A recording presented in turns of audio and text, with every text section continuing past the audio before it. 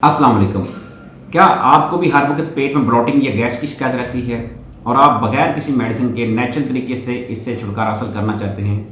तो आज की वीडियो को गौर से देखिएगा, क्योंकि आज की वीडियो में मैं आपको कुछ ऐसे नेचुरल स्टेप्स के बारे में बताऊंगा जिसकी मदद से आप काफ़ी हद तक पेट की गैस या ब्लोटिंग से निजात हासिल कर सकते हैं।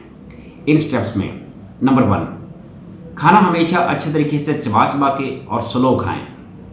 खाने के दौरान बहुत ज़्यादा बातें ना करें और खाना खाने के बाद ज़्यादा पानी का इस्तेमाल या कोल्ड ड्रिंक का इस्तेमाल ना करें। नंबर 2, कभी भी ओवर ईटिंग ना करें।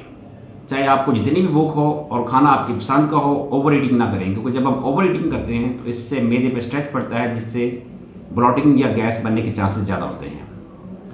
नंबर 3, खाना खाने के बाद हमेशा 10 से 15 मिनट की वॉक ज़रूर करें, क्योंकि जब हम वॉक करते हैं तो इससे हमारे मैदे और अंतड़ियों की हरकत की वजह से पेट से गैस निकलने के चांसेस ज़्यादा होते हैं। नंबर 4, अपनी खुराक में तब्दीली करें।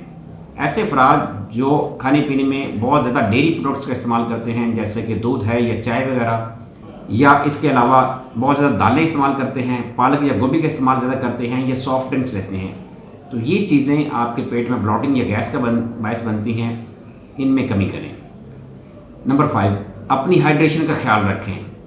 पानी का इस्तेमाल ज़्यादा से ज़्यादा करें और अगर आपको कब्ज़ है तो उसका इलाज करवाएं, क्योंकि कब्ज़ की वजह से पेट अच्छे तरीके से खाली नहीं होता और इससे पेट में ब्लोटिंग या गैस बनने के चांसेस ज़्यादा होते हैं। इन स्टेप्स के अलावा कुछ और भी ऐसी चीज़ें हैं जो आपको नेचुरल तरीके से हेल्प कर सकती हैं।